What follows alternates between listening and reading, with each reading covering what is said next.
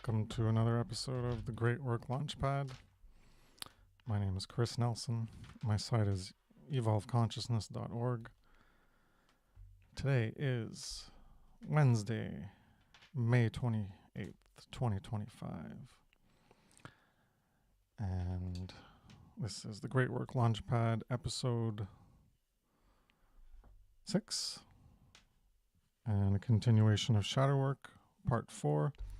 And we're going to be talking about Disunity Consciousness.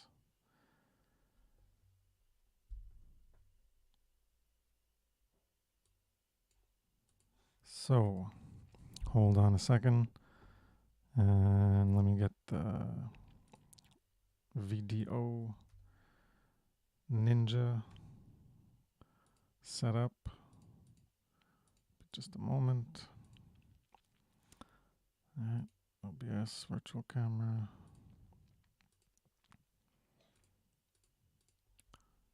Alright. Invite a guest. Let's put that in there. Okay. So, there's the link for people who want to come on board. I know Brandon Spencer is going to come. And maybe we'll see Derek Bartolacelli and Theo, like the last time. And so I'm going to load up an image. Didn't have this prepared. Silly me. Where's my window?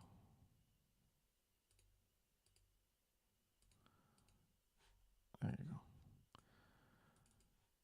So let's see. Can I load this without maximizing it? So I do image,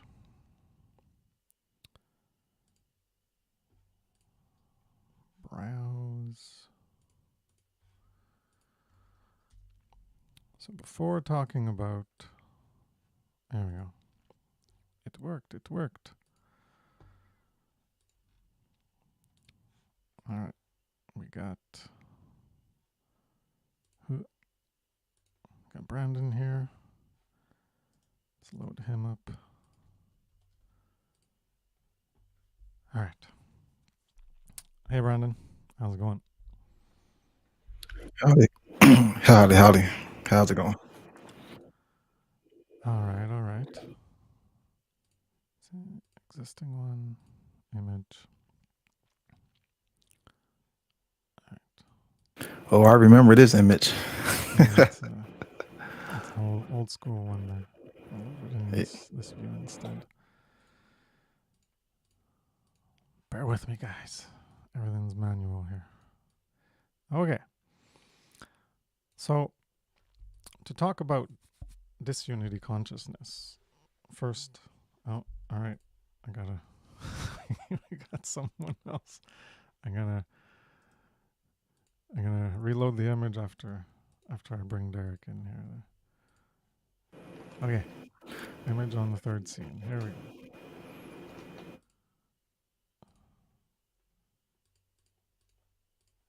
Okay. So yes, before talking about the disunity consciousness, we'll talk about the affirmative of what is unity in order to know the disunity. I think it works better that way. And so before getting into this, so the disunity consciousness will be related to the apathy, ignorance, cowardice, and laziness. And that's, related to this one. I guess that could correlate to where you're not thinking. So if you're not thinking, well, you're not going to be learning, and then you're going to be ignorant. And if you have apathy, well, you're not going to be caring. That's the emotional side. And if you have cowardice and laziness, well, you're not going to have courage, and you're not going to have action. So that's just a brief correlation.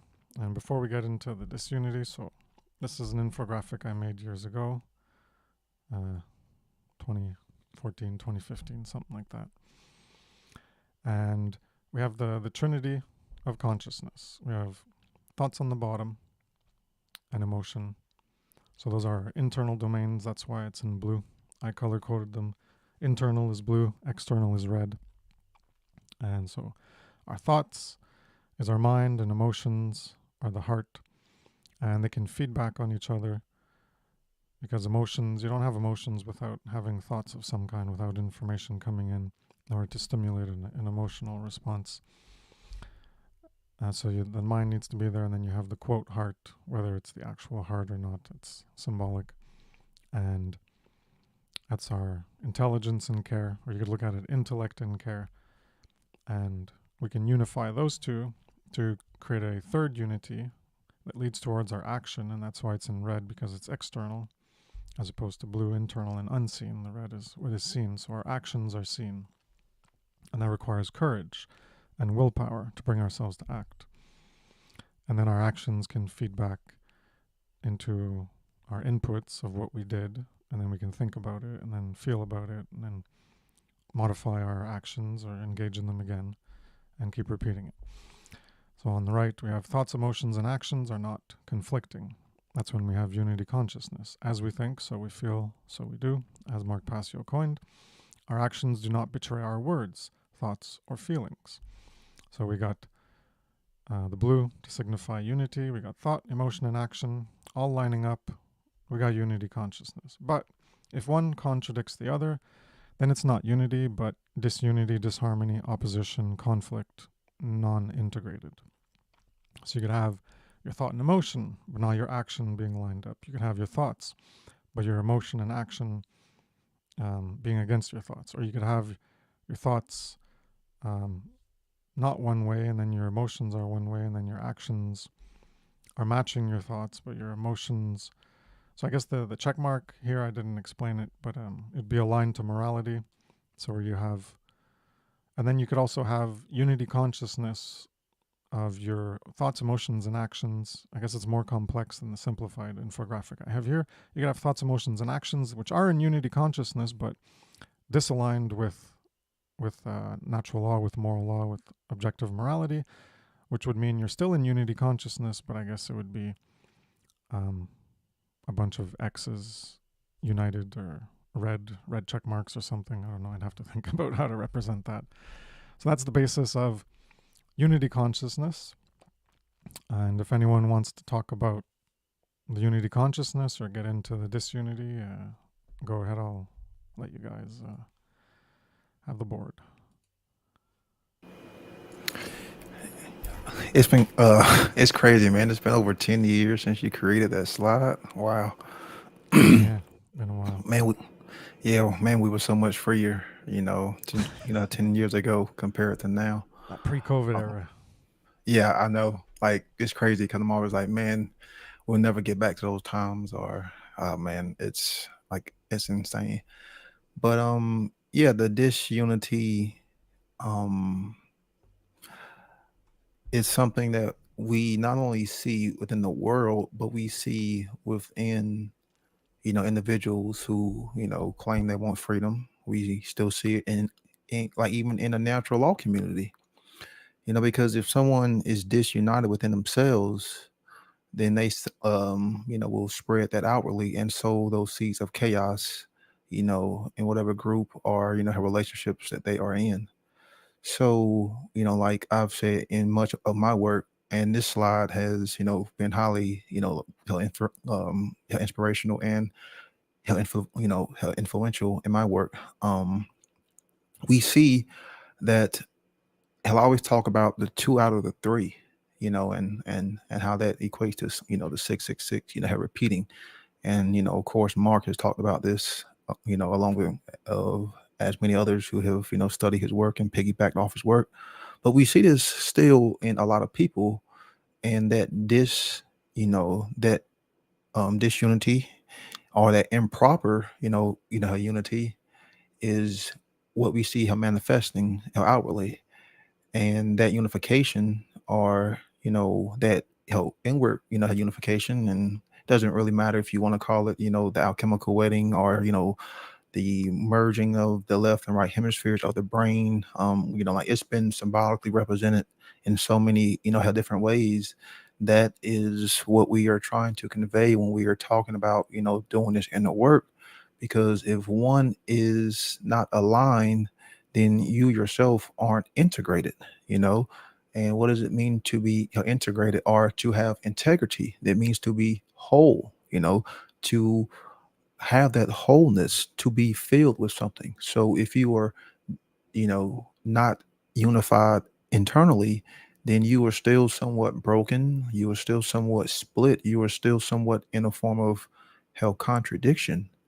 So we should strive to always want to, get better and learn to harmonize. And when we see this disunification, being spread, it's an easy sign, that this person or this individual, unfortunately, is not unified within themselves. Because this is something that I personally keep seeing, you know, from individuals who were, in this movement, which is not really a movement. But you see a lot of talk, but hell, by their fruits you shall know them. Their actions are what speak the loudest. And, people want to nitpick other people's works. People want to nitpick other people's flaws. And that's not what is, that's not what it is about. This is not an egoic, battle. It's supposed to be about adhering to principles, serving truth, and ending slavery. That's when you can tell that someone is truly unified because they are striving to reach those goals. And if you are not striving to reach those goals, serve truth, adhere to principles, and end slavery, then you yourself are still not at a state of internal unification. So, but yeah, Chris, this has been. I mean, you have so many like wonderful slides. It would literally be hard to pick a top three or a top five. But yeah, I remember when I came across this slide, because I heard Mark talk about it, but to actually, see it, because some people are I would say majority of human beings are like visual learners. So just being able to see the actual diagram that you have created, and then you added the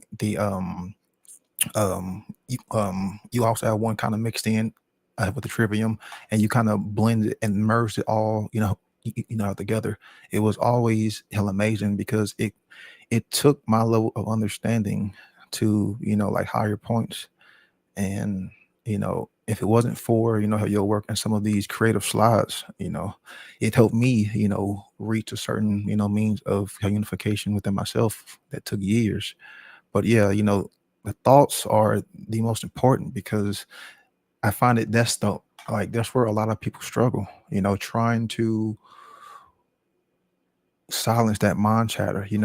The mind is always running wild because sadly people are just you know hell addicted to fixation by the dopamine on social media, or they're in this busy hell mindset to where they can't sit down and kind of quiet and silence the mind and learn to focus, and harmonize with their thoughts. So that right there is the baseline. And hell, like you said, those thoughts are going to create hell emotions, and then those emotions are going to lead to action and behaviors.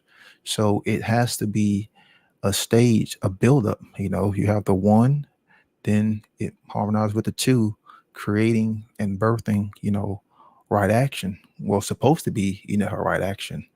um to pull one out of the other is a flaw, and it is inaccurate, and it is incorrect. And we still see that, sadly. But yeah, hell, I'll pass it on to Derek. Yeah, cheers, Brandon. And it kind of reminds me of job we had on dissolving the divide in regards to the inner divides of how things are in balance, right? With yeah, obviously going off this chart, whether it be thoughts are not, properly aligned with their emotions could be running rampantly away from, proper rational thoughts, where's the balance, right? As you're saying, like, take the time, breathe, meditate on these things, recenter, recalibrate. And yeah, so there's so much to be. I mean, we could spend the whole hours on the whole inner divide and stuff. Not to go on another episode of that, but yeah, in regards to that great work and what people really need to excavate from themselves, getting the lead out. Beat that lead. Good old lead beater, right? I like that pseudonym. But it really helps one eradicate the competition one has within themselves in regards to, wrestling with all these thoughts that aren't necessarily theirs, and they're able to gain control and propagate more of their own conscious thoughts that are going to stabilize their emotions better, which is going to have a more, consistent, composed behavior and with those, actions that follow suit, right? So yeah, I'm going to keep that short and sweet, actually. Kris, I'm going to pass it off to you because I'm still writing down a couple of notes that I have in regards to your title of this chat. Yeah. Let's have a bon balade. Are we walking on a path? Sorry, go for it.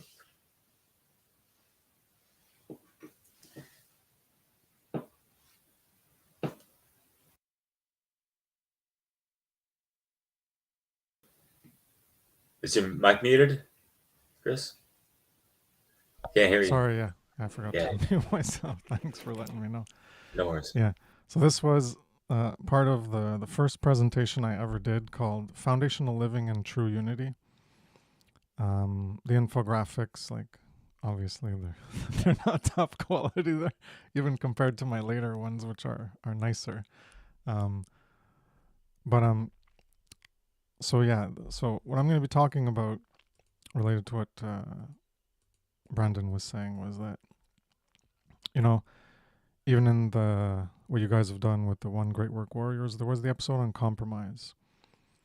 And we are engaging in compromise because, as even Passio has mentioned in several places, he's talked about, we're in a war and we're in the trenches with people that we don't necessarily like, and we're united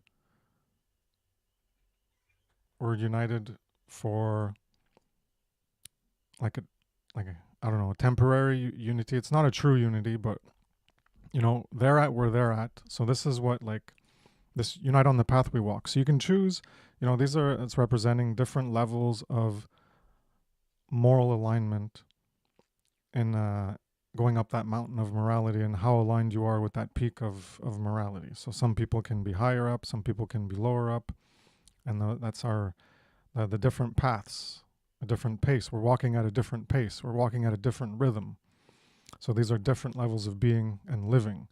Now, you can, if you're at a higher level, choose to, walk with other people at a lower level. And that's where you engage in compromise, because when you're more morally aligned, you want to maintain that integrity you have within yourself, but a lot of people are not at that same level. So this is where the compromise comes in, and that's why, we have to remember that not everyone's going to be, everyone's on their journey, yada, yada, yada, that stuff there. But so we need to, by doing our work, we're influencing other people who probably don't know the information and aren't living it as aligned as we are. So already there, we're influencing people that we don't know who are going to try to elevate their consciousness, from bronze or lead into silver and gold, that alchemical process. So that's going to be happening with people you don't even interact with. And then even with people you interact with, whether in real life or online, you can have that dynamic in play.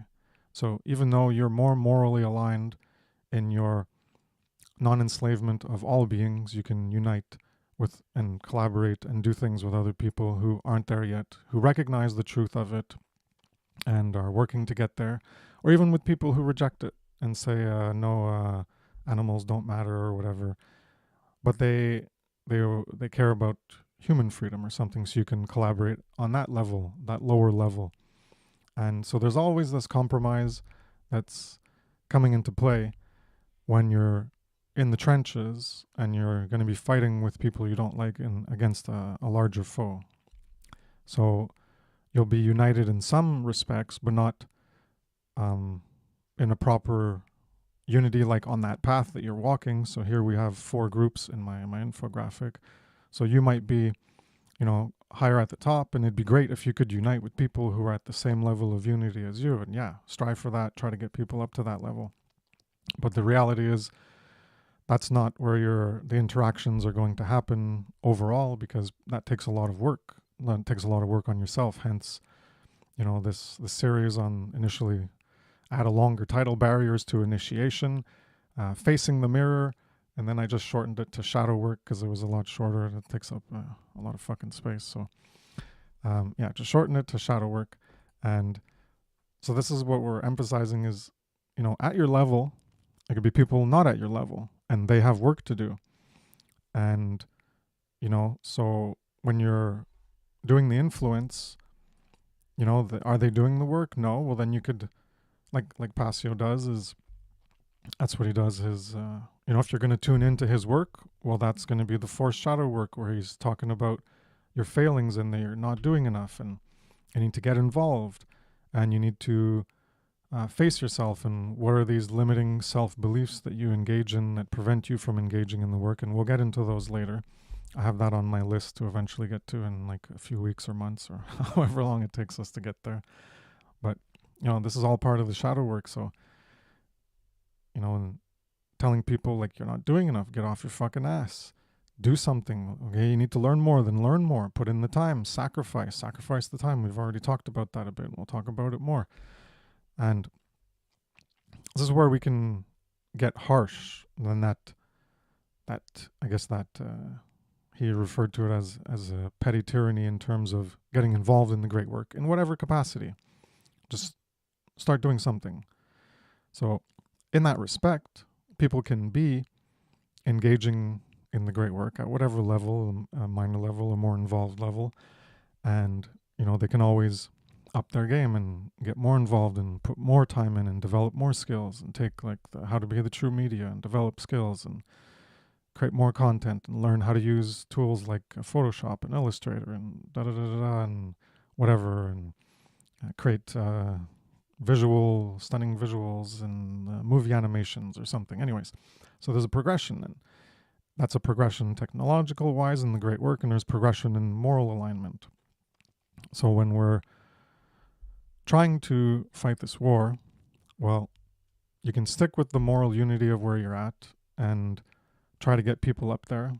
And in that respect, people have to face themselves and do the work, but they need the information. And sure, you can tell them like, okay, well, you're failing in this respect.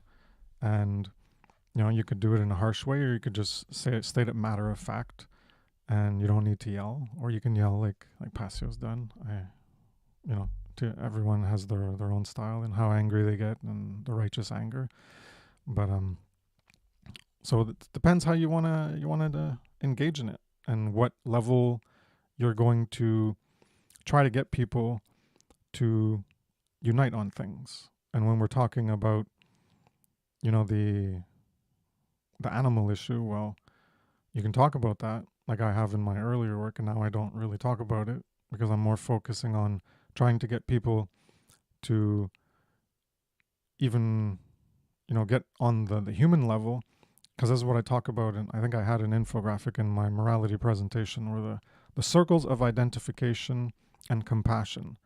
If you're not even at the point, so, great on the vegans who get there but are still statists. There's like a conflict there, but they've managed to put their compassion and circle of identification larger than even their own species, and that's great that they managed to do that. That's a monumental effort to have gone beyond it. But a lot of people are still stuck in ego, that they can't even face that, and so they got to start with what's closer to them, what they most identify with, which obviously is yourself, your own identity, and then you identify with yourself and your family and your friends and your community and your own species. And so that's where I think a lot of the work needs to happen, because realistically we're not going to free the animals that we're exploiting while we're still exploiting ourselves and enslaving ourselves. So that doesn't mean you can't work on it. That doesn't mean you can't talk about it. But I think the majority of the focus should be on getting people to do the shadow work, develop the self-love, to care that they are themselves enslaved, and care to activate themselves to do something about their own enslavement, which is engaging in the great work. And yeah, I'll leave it there for now, and if you guys want to add anything on that. Hell, yeah, hell, great point.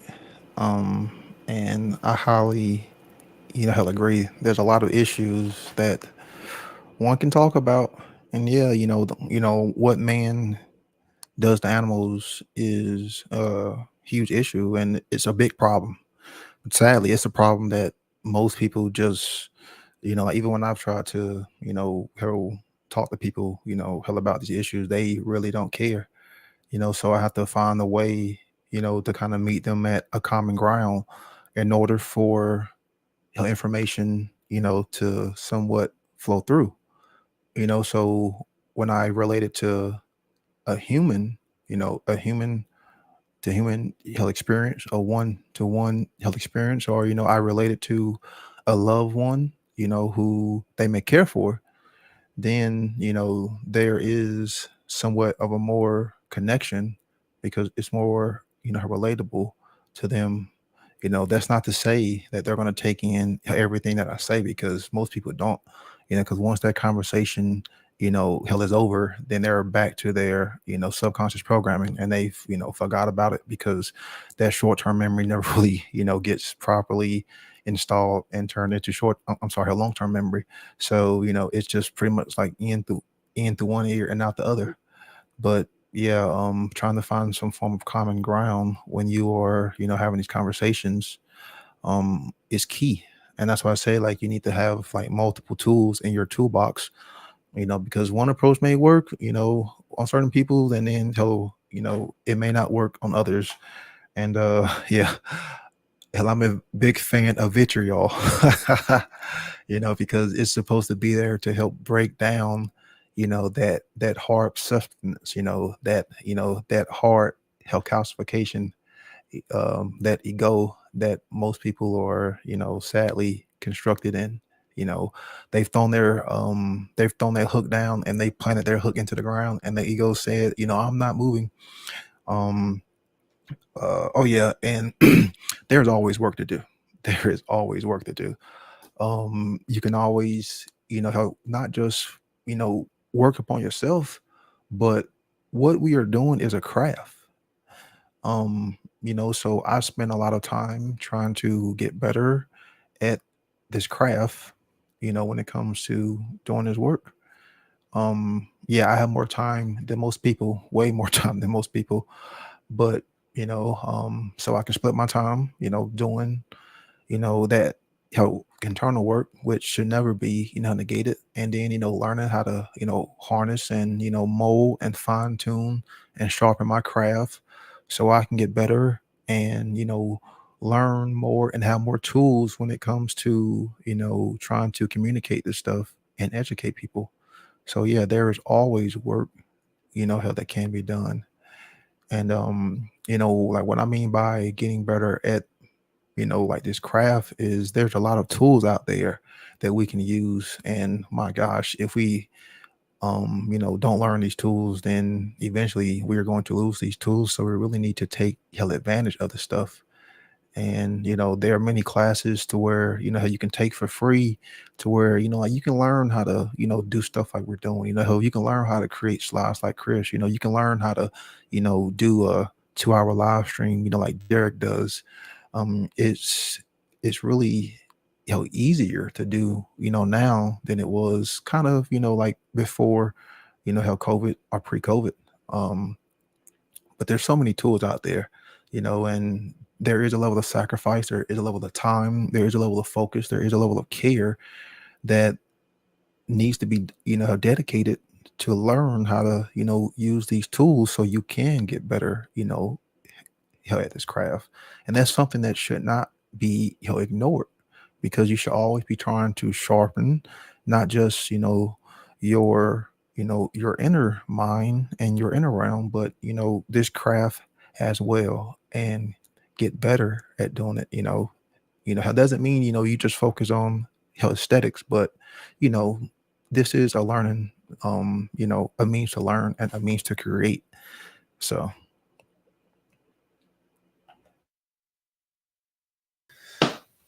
Get those conscious creations. Yeah. So what would be some of the stumbling blocks that would prohibit someone from doing those things, right? We're talking about disunity consciousness. And I really appreciate what you said. I'm not trying to we got to talk about this now, but it all ties in, and there's that competition within oneself, right? And you can see that being played out with their interactions with others, as well as just like constant comparing and all these things, and like the criticizing without the constructive aspects of it. I'm always down to refine and fine tune my craft, as well as a lot of folks that I'm in network with. And speaking of network, right? What is that about? Right? Because you have to actually, have proper interactions with people. You're corresponding with others, and how are you able to, stay on the same page, right? It's a lot easier said than done, yet for whatever reason, it's not always the case. Because, yeah, like you said, yeah, a lot of people are just on these different levels, and that's fine. And I feel like one of the things that, can be, one of these, I don't like the words, I'm not thinking about stumbling blocks, but kind of like a wall or something that's stagnating growth or movement towards actual collaboration is I guess meeting people at their level, or just being open-minded, right? What's up with the critical, we're all critical thinkers, right? How critical is your mind thinking about these things, and how open is it to other people's perspectives and stuff? And like, hey, are you able to work with what you got and what others have? Like, think about any kind of job you have in real life. All right, like, we're all in the same boat in this like workspace. Like, how are we gonna just make it happen regardless of where everyone's skill sets are at? Because it's obvious that uh, Neil over here, he's slacking on this stuff, so everyone's got to pull weight for a little bit more.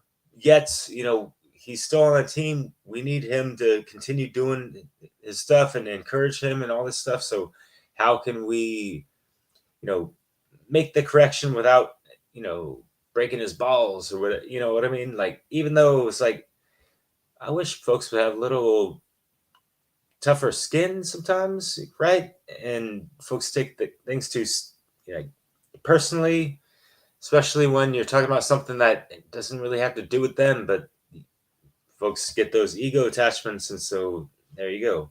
I'm kind of going off on a tangent, I think. But so in contrast to the competition, comparing, and criticizing, and the negative aspect of criticizing. There are positive aspects of the constructive criticizing, but where's the compassion, collaboration, and communion to really forge that union of or unity with folks? It's kind of like, I know it might sound cheesy, but an ex-girlfriend of mine said, in some kind of spiritual conversation context, it's like, are we not all trying to like walk each other home to whatever degree? In a sense, I'm thinking about that. It just popped into my head. Looking at this graph. So yeah, so it kind of falls back on like the each one teach one and stuff. We can learn something from everyone, even if we're not going to like everyone. We're not going to agree with everyone's whatever degrees of whatever they have to say in their perspectives, right? So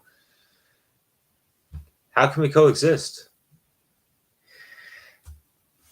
Yeah, it's really think about composing your energetic transmissions, not just through your vocal cords, but your body language, your eye contact, and so many different aspects of these interactions that seem to be not the same, in the digital realm as in real life. But anyways, guys, I'm toast, man. I worked too much and all that stuff. My eyelids are getting too heavy for me. All right. But yeah. It's all good, but that's the Yeah, sacrifice you're willing to do. yeah, for sure. There's a lot of sacrifice with the great work in so many aspects of one's life, and yeah, we're all compromised in life to a degree. Yeah, check out that episode we did on the One Great Work Warriors. Kris, thanks for bringing that up. Thanks for bringing this whole subject in continuation with the series. I love it. I love being a part of it, and yeah, I love trying to do what's right and necessary to usher in the proper heart-based humanity. More freedom for all. Sovereign society type of stuff. So, cheers. Take care, y'all. Thanks.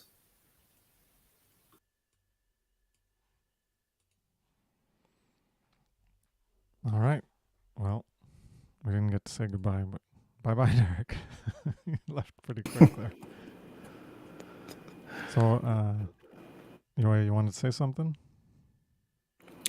Oh no, but hell, I know it's late where he's at because we did a recording last night, so he's probably hadn't got much sleep since then. He had to work, so Cool. And I found another infographic here. When I saw the path one, I saw, I did do a Trinity of Unconsciousness. yeah. So yeah, this is what we're talking about, the disunity consciousness. What I had in mind is the whole aspect of that negative pathway of the natural law expressions chart. Fear. Well, it's a modification of it. It's not exactly like Passio did it, but Yeah, you yeah. have apathy and ignorance, and you have cowardice and laziness. So when you have ignorance, is I don't know, because you're not seeking the truth in some cases, or you might not know that it's even there to go look at, or you might willfully choose to not look at it for whatever reason. There's plenty of stuff that I don't look at. I choose not to. Like, I don't give a shit about, NFL or NHL or whatever, all the sports and other things that a lot of people care about. But I'll just bring that back in. Yeah, and then we have apathy. So I don't care. So you don't care for truth. And like I was mentioning, sports or whatever. Well, those are trivial truths, not knowing sports stats or whatever. We're not talking about all truths. We're talking about quality truths. Mentioned that before in this Great Work Launchpad series. We're talking about the quality truths. And the highest quality truth is the definitive objective knowledge of the difference between right and wrong, otherwise known as objective morality. So that's where you don't care about objective morality, you don't know about objective morality, and you don't feel like acting in objective morality. So you don't act in objective morality because of cowardice, you have fears of doing things. We talk about doing the great work, putting out content, putting your voice out, adding your voice to the voice of truth to make it bigger. Well, there's fears involved in that. And then there's laziness, just downright laziness. Even if you're not afraid, then you just don't feel like it and you don't want to, and you don't want to sacrifice. So these are different levels of the Trinity of unconsciousness, or the disunity consciousness, where we're not properly taking what we know. So if you do know moral truth, but then you're not caring enough about it to then overcome your cowardice and laziness in order to activate yourself. Man, I got these, like, I don't know, 0.5 millimeter size black flies getting in through the screen. And anyways, that's just a side note. Been doing gardening today, and it's just annoying, all the bugs that come up. But Water and sugar will take care of them. water and sugar? You mean attract them more? Yep, and they'll drown in it. Oh, you just put it out. I thought. I was Yeah. thinking, Just rub put it that in a on your cup. skin. Put some water and sugar on your skin. No, I was like, no, what? no, yeah, That's yeah. gonna Just put it in a attract them cup. to me. Yeah, just take some water and put some sugar in it, or something sweet, and they'll drown in it. Hell, it's the thing, how we learn freaking the South. Yeah. With black flies, you got black flies down there? Well, we have like these little small gnats that are just annoying. Okay. And we do have flies, but it's more of like the small gnats that just find a way to get in like any small like cut through a screen, or like any window or door sill, because they can be hell annoying. But yeah, we got flies, but Yeah, we got super small, like adult black flies, and then these like baby ones, which you can barely see. They're like the tip of a pin size. And we got horse flies and deer flies, which are huge flies that like rip out chunks of your skin. yeah, we don't have those, thankfully. But hell, I've heard about them. We got them. that up here in the north, boy. Holy crap! Nasty big flies. They're huge. They're like twice the size of a normal fly, or 3 times. And then they like rip out chunks. They hurt. They fucking hurt when they get you. Hell, I can't stand flies. And I remember it was like I was reading a book on symbology, and they were saying like one culture, how they respected the fly because it represented a means of persistence. Because the fly will keep coming. Yeah, and it's just so. I know. Yeah. So get on that rotten food. Get on that pile of shit. Swarm around that shit. All right, enough bug talk. Yeah, bug talk. Yeah. So I guess that's what I talked about. And then at the bottom here we have, do you know about the problem? Well, a lot of people in our society as well. I don't know, and I don't care. That combines ignorance and apathy. That famous, do you know what apathy and ignorance are? And people say, oh, I don't know what it is, and I don't care. So, True. You want to talk any more about that? Yeah, because you also talked about the dark trivium. Would you correlate these two, together, and how this is, how I would say majority of us get through that first state of ignorance is because, that dark trivium, as far as like dark grammar or perverted grammar, is being bombarded, like we are bombarded, with that. And we don't know how to correctly go through or gather information to get to that next step of logic, which would lead toward not being logic, or the false notion of logic. So would you kind of put these two, together, the dark trinity of, or the trinity of unconsciousness, and the dark trivium, is, I want to say you called it in your earlier work.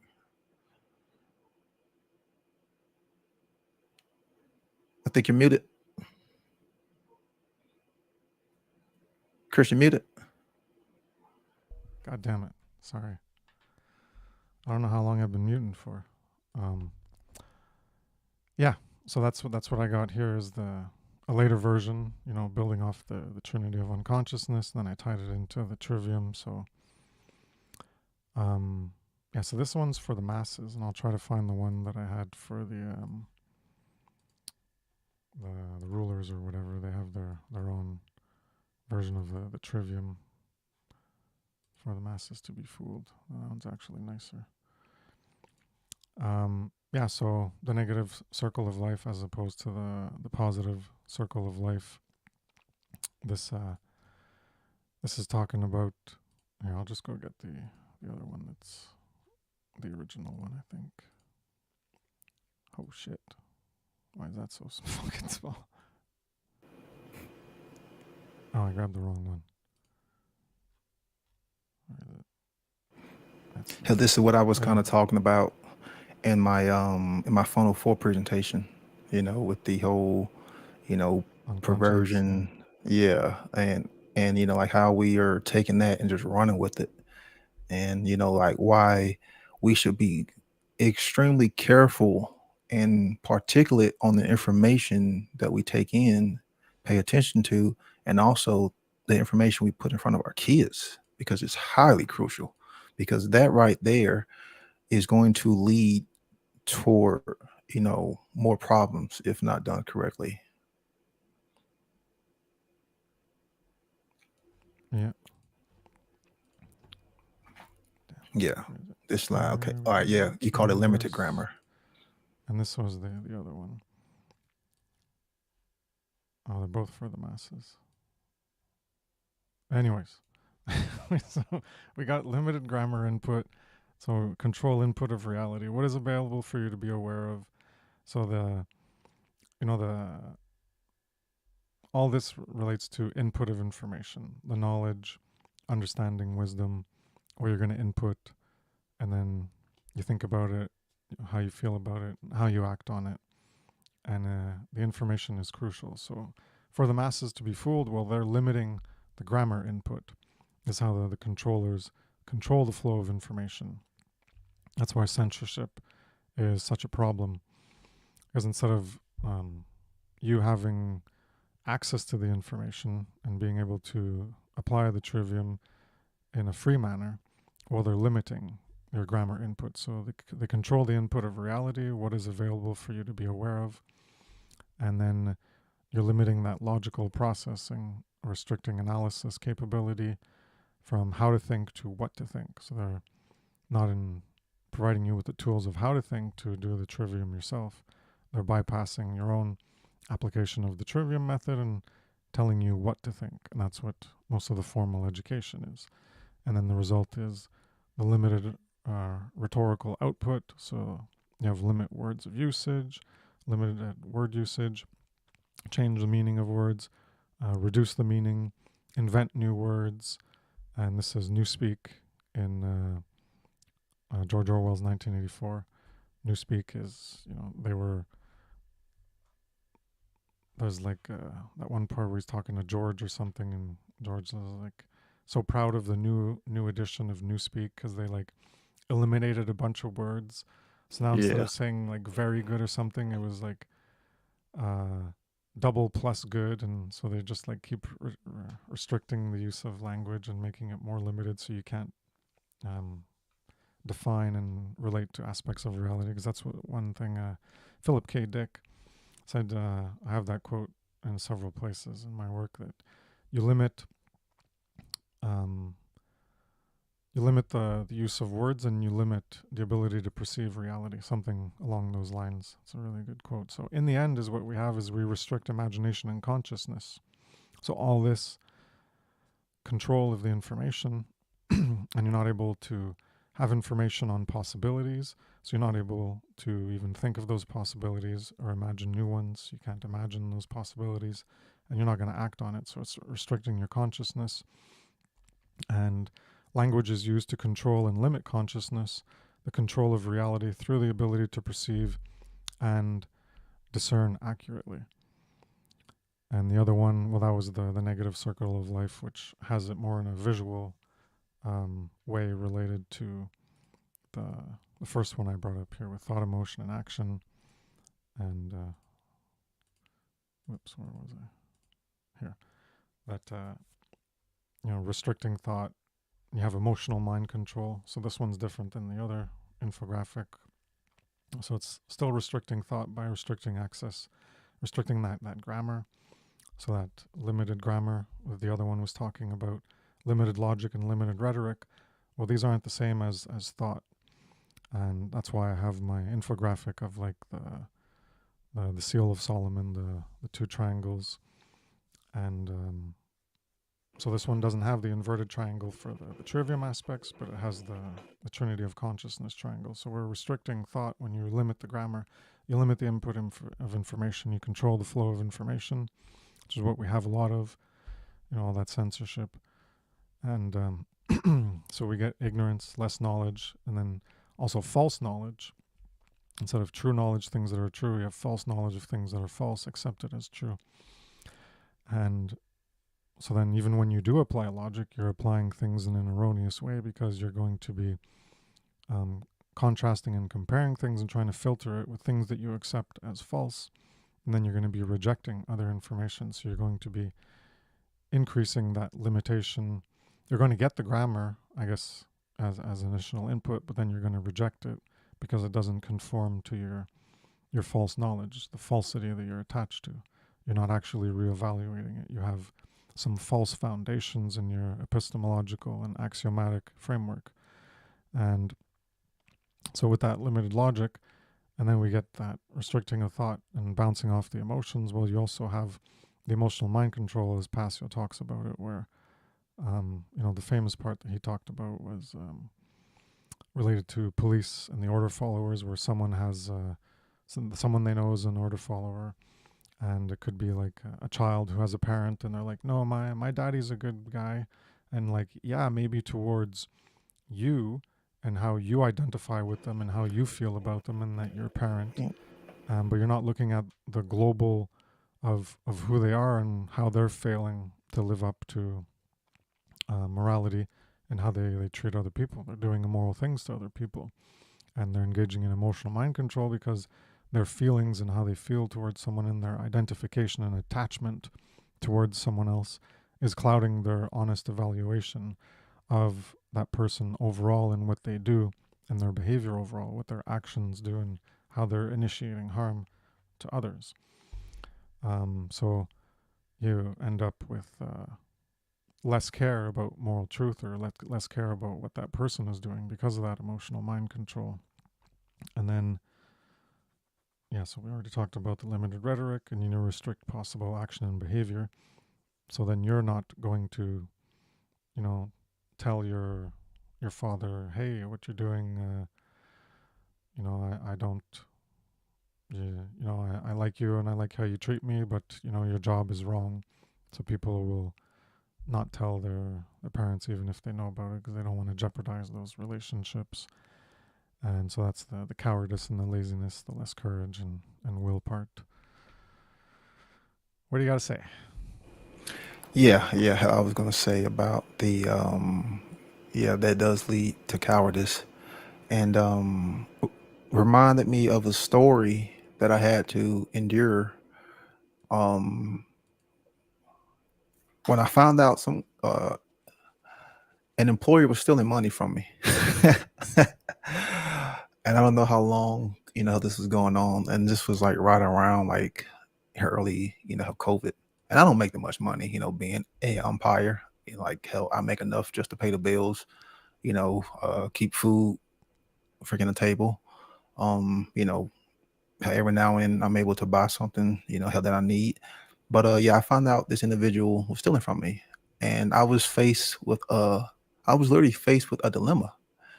And, I had, gained some knowledge. I had verified it. Then, of course, that led to an emotional, her response. But then, when it came to that third, I it was two things. I could either have been a coward and chose not to have, of done something because I knew it was going to hit me financially.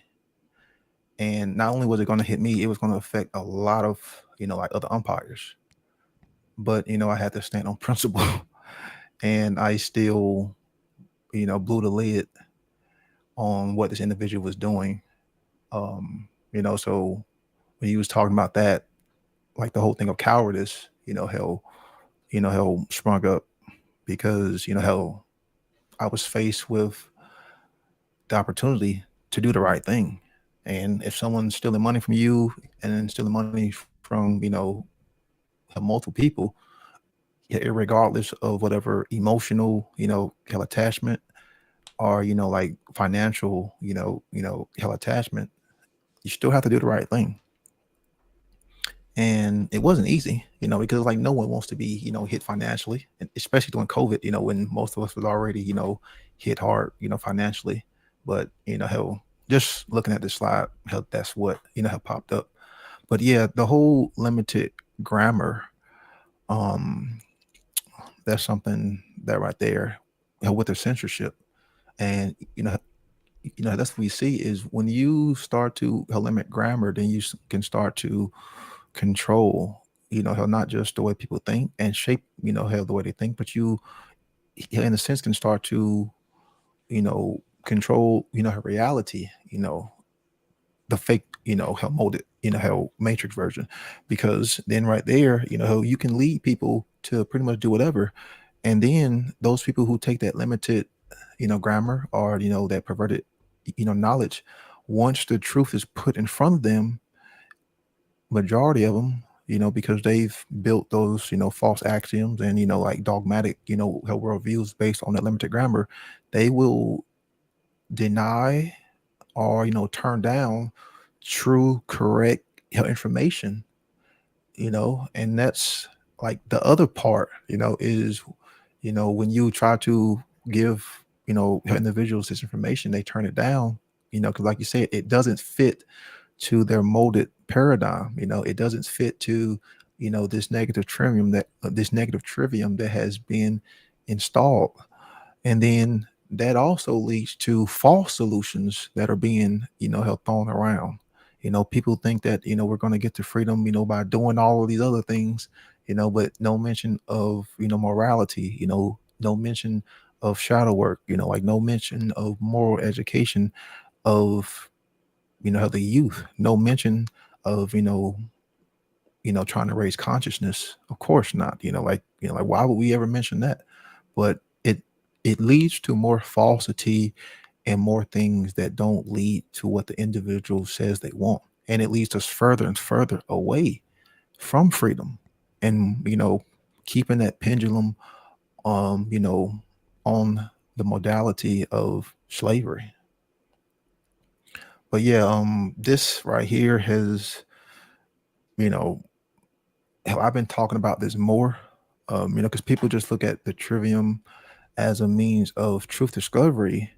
But like I, heard James Corden say in one of his talks, like the trivium has also been used as a means to pollute, by way of, like what we are talking about and what, Kris has put into the slide.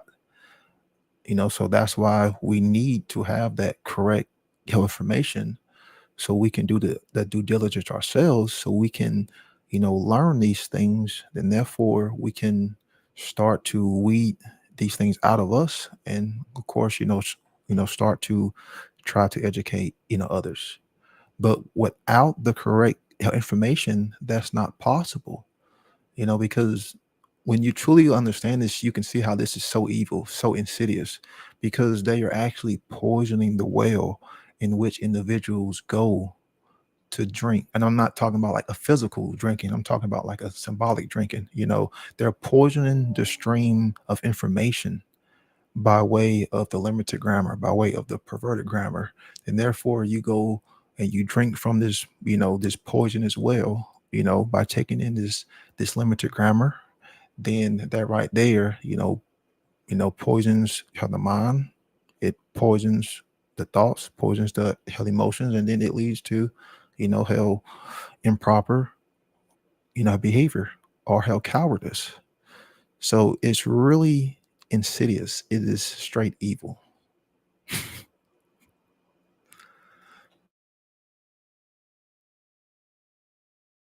I know. Hey, I'm the one person who's like highly familiar with your work. So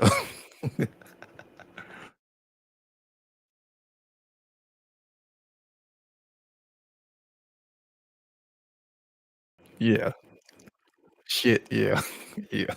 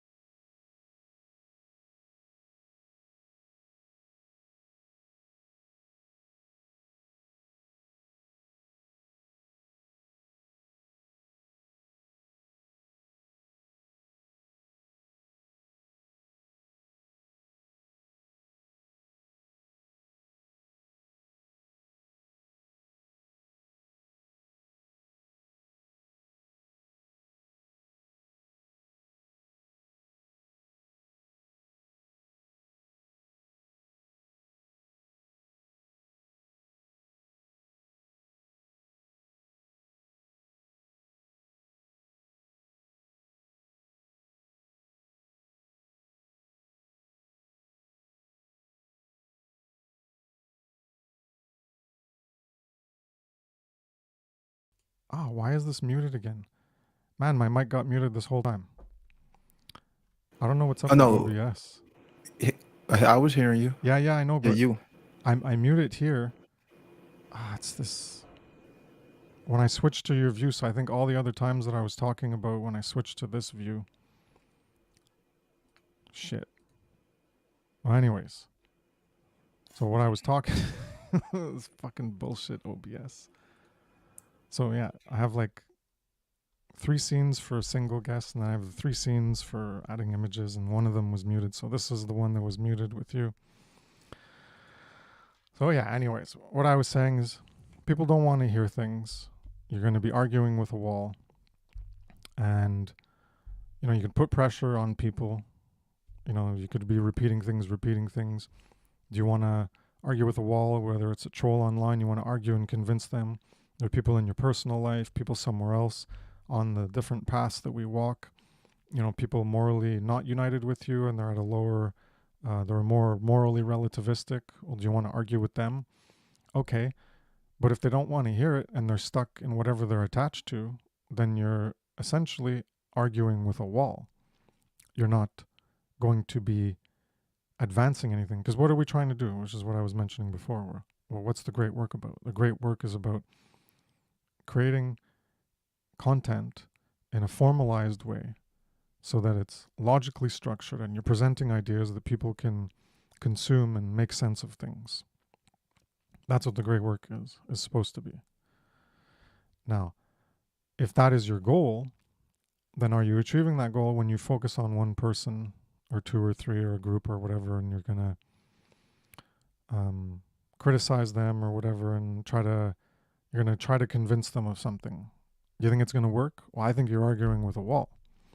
So, moral relativists in anywhere, you could put the information out, but if they don't want to hear it, then you're taking that time you have where you could be creating new content or explaining more things in more detail, and then that time is better spent doing that, because that informative content, which can elevate consciousness for those willing to consume it, will have been created, versus taking your time to target people who aren't on the moral path that you walk.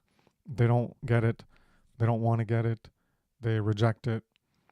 So you're going to be investing your time and focusing on an individual or a group or whatever. And your time could be better spent doing other things, which advances the cause of creating freedom, true freedom.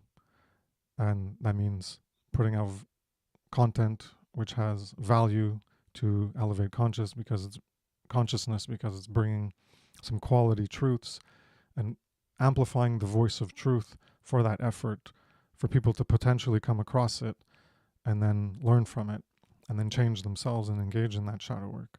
But if you're just focusing on certain individuals or a group of people and they already don't want to hear it, they're not going to listen to you. So you're essentially just wasting your time. So what's the point?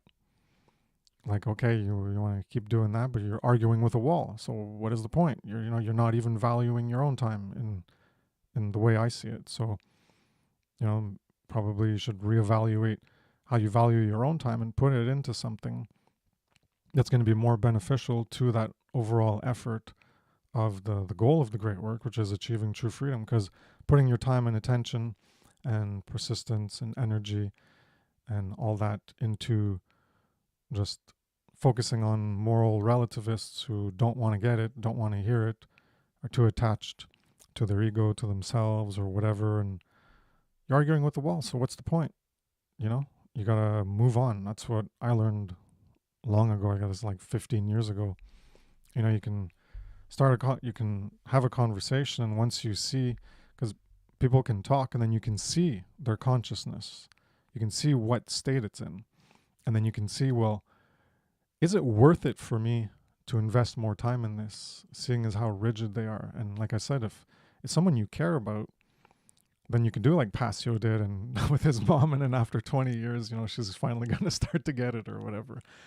But, it's how much do you value your time, or how much do you value the other person that you want to invest it in them? But online people, there's tons of people that are moral relativists, and regarding our community and natural law movement, I'm not part of any movement.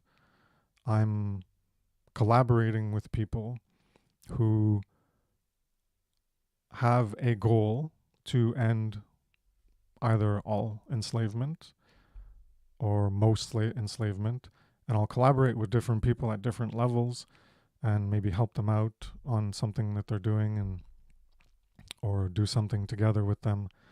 But I'm not part of a group identity, like a movement or a community or anything.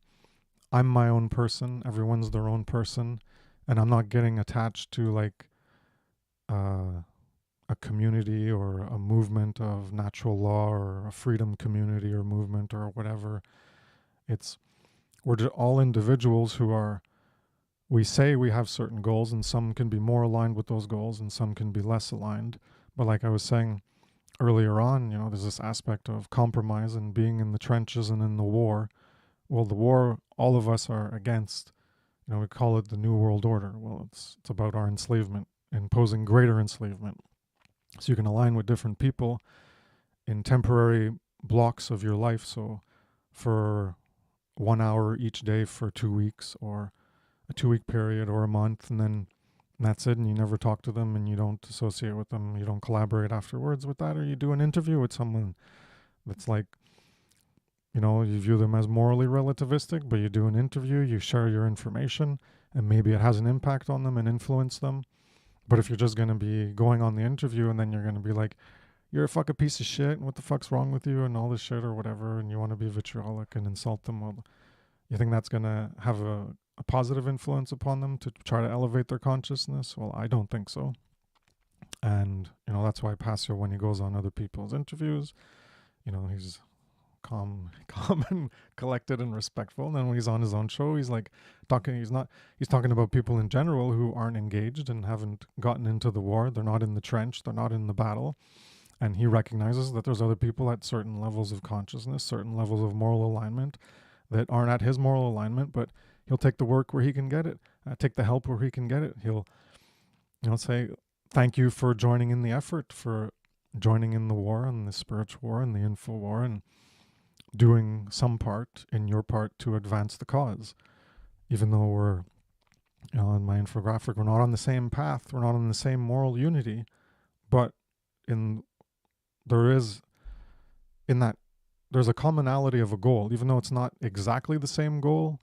In the people at a higher moral level, they have a bigger circle, and then the people at the lower moral level, well, the intersection of your goals could be smaller, but there's still a shared intersection, as opposed to people who are uniting with you at a higher moral level. They'll have a higher intersection of that unity and that goal that you're trying to achieve. So even at this lower level, the more morally disunited people, who are more morally relativistic, you still have a shared goal in some aspect of attaining, increasing freedom and decreasing enslavement. So that's where there's this aspect of compromise, and you could be a purist and stay at your level and only accept people at your level, and okay, that's fine. You're not going to have as much of an impact though, because you're not going to be influencing the people at those lower levels.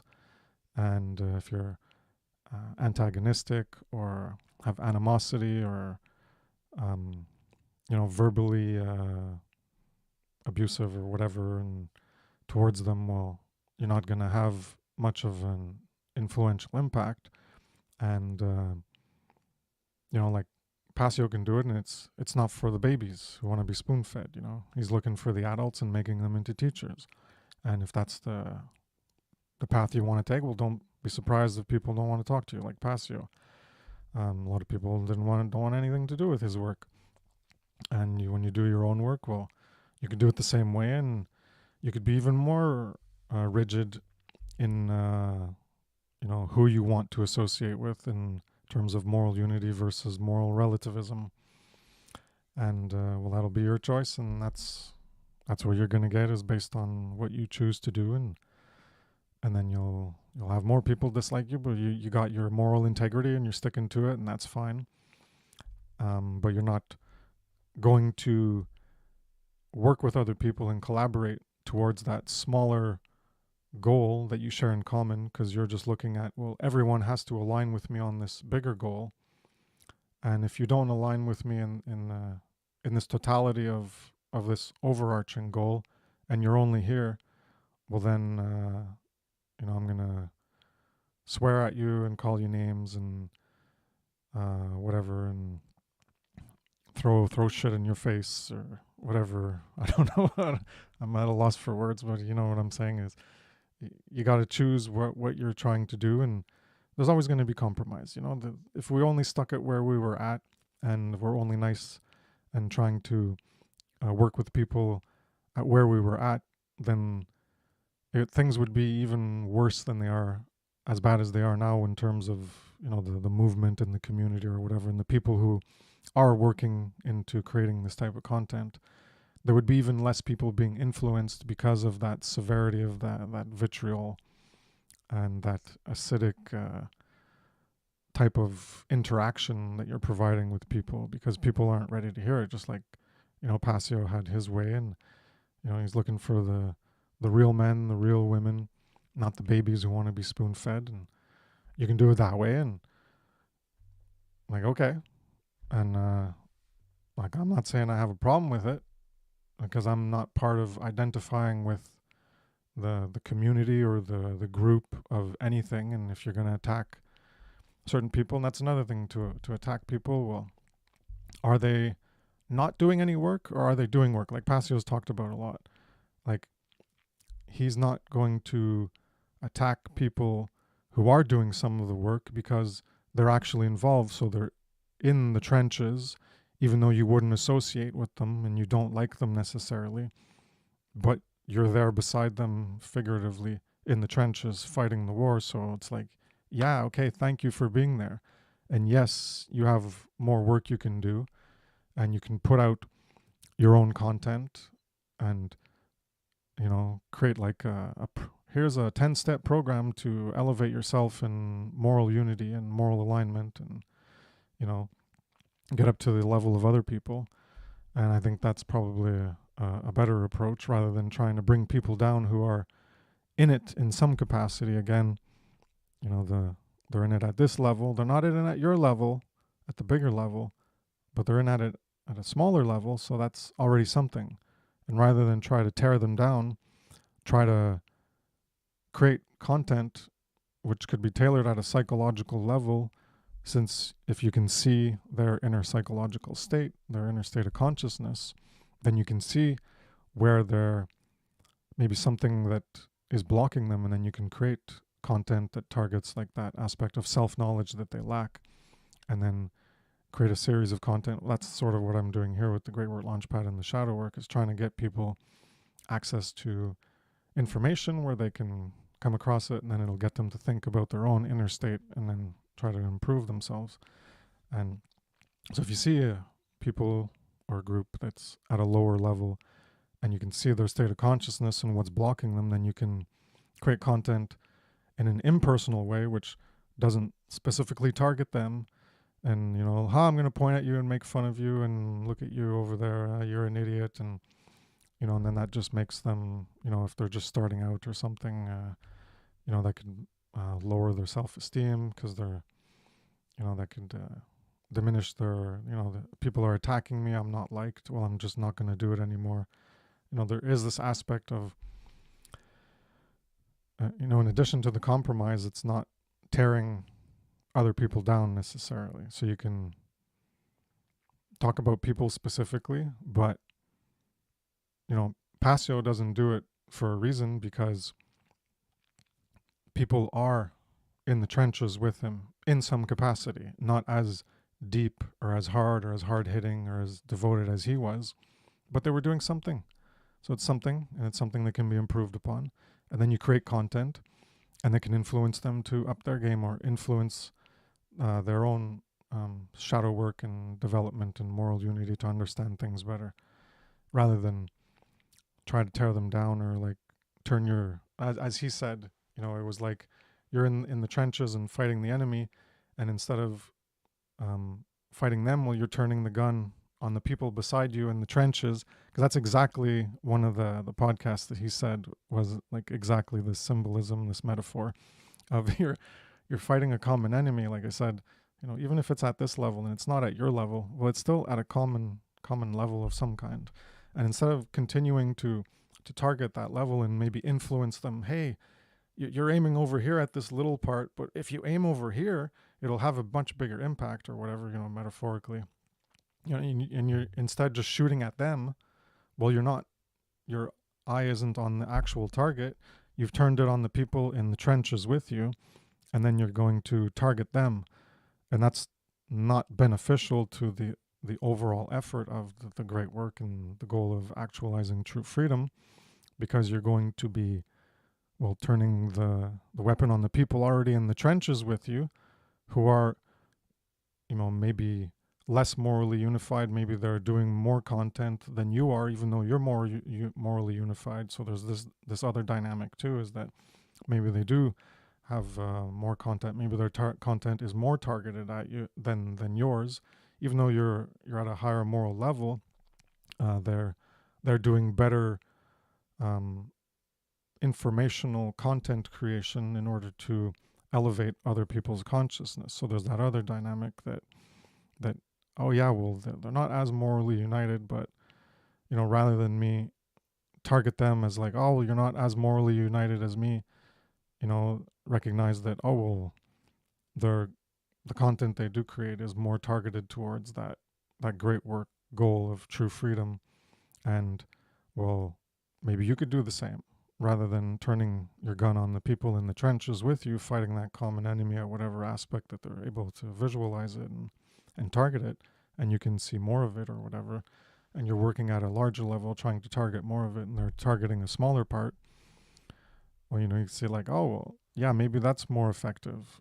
Actually focusing on that enemy that we share in common, or, if you want to target your bigger enemy overall, well, focus there instead of focusing on the people that are in the trenches with you. As Passio was saying, that you're not helping the great work, essentially, because you're shooting the people who are in the great work with you. So it's like diminishing the amount of people. It's like if it was real, you'd be shooting the people who are on. You're only hurting yourself. Yeah, exactly. Pretty much. In that overall goal, you'd be shooting them and killing them. We're not actually doing that when we criticize or people who target other people. We're not actually killing them, but whatever. It has its limitations. The analogy, it's not a perfect analogy, but you get my point. So go ahead if you want. I've been talking because for a fucking long time.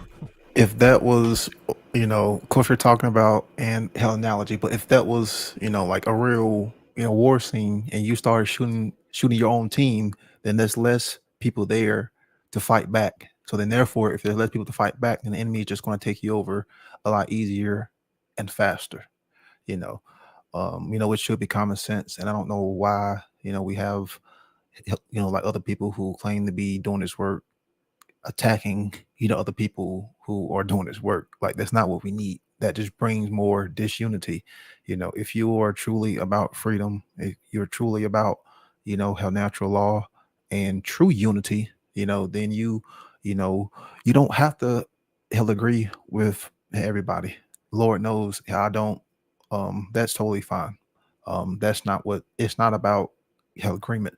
There are many people who create, content that may not be on the moral aspect of things, but they still bring some level of good information, toward the battle. And I have, more respect for those individuals, because, hey, what they are doing is still somewhat of a contribution compared to some individuals, may understand the moral aspect, but they're not doing anything.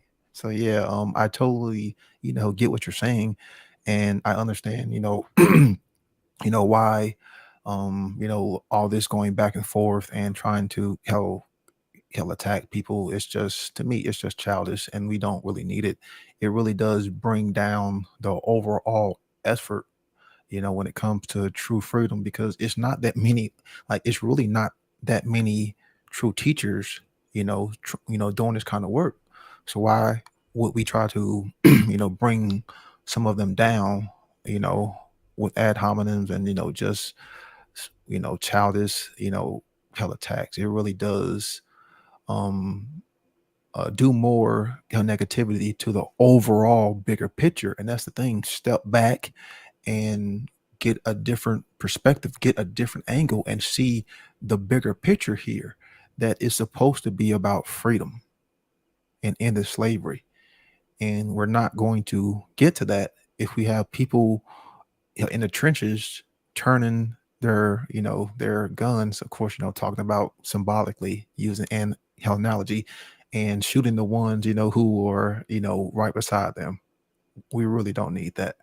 So, but yeah, I totally get, what you were saying. And I hope more people will start to understand that and put whatever, smaller, differentials, held aside, and see the bigger picture is supposed to be about ending slavery, learning more about ourselves, trying to spread this message of objective morality. So, maybe one day, not in our lifetime, sadly, the next generation or the generation, after that can truly experience freedom, because that's what this is supposed to be about, doing the great work and serving truth. Yep. So I think we're good to end it there. Been almost an hour and a half. Yeah. I'll have to note my. And I'm sweating. Yeah, me too. I closed my window because those mini black flies were a problem, and yeah, hopefully I don't have this mic problem again. I think it was the whole part on the blue slide for the Disunity Consciousness. We were talking about that when Derek left, and so that's a big chunk that would have been muted. But, If you're going to be using OBS like that, you may want to invest in a Stream Deck. It really does help, if you know what that is. I'd like a box where you control Yeah. levels and inputs. Yeah. Hello. That's it. Yeah. Yeah, you can kind of see it. Yeah, right here. Yeah, it really does. Well, I don't know why it was muted. Yeah, in the audio mixer, it was like muted. It wasn't muted in the other views. I know it's happened before, and then like someone in the chat, like Theo, would tell me, "Oh, you're muted," and I'm like, "All right, thanks." This time I didn't notice it, and yeah, and then I eventually noticed it, and well, so I'll have to check the video and make a note when I upload the video to beware that there's gaps in the audio for a certain time period, which sucks. But at least the infographics are there. I guess people can stare at them for 20 minutes while there's... And the overall message can still be understood. That's how good your slides are. Yeah, so I was basically just reiterating them, but in more detail. Yeah. So thanks again for coming by. And I guess next week... I don't know, we might revisit the apathy, ignorance, cowardice, and laziness. Maybe tie it into... I know I keep coming back to this, trying to get into it for like the past 2 or 3. I feel we're not... I don't know. We're not getting into it too much. Like we're skating around it, but I think there's like more... There's more stuff to flesh out. There's more... Yeah. There's more stuff that we can dig up around it to be more in detail. I'll or maybe think about something else, and we could start with like a wrap up on that to go in detail, and then go into something else. Oh, I have more notes here that I didn't even get into.